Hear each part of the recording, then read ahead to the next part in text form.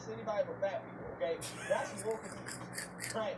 So I'm just saying, these people, the way they talk is just so funny. It's comical.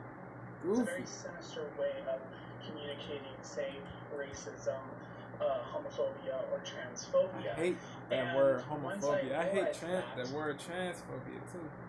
It's comical. It's a very sinister way of... It's sad that certain people deludedly think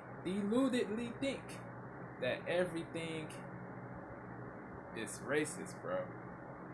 Everything is racist in the eyes of the wokies, bro.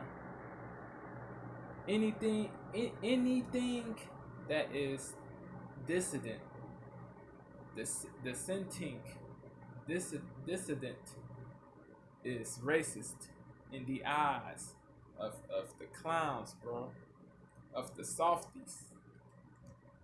Fat people, okay? That's woke abuse. Right. Fragility, you won't grow. Fragility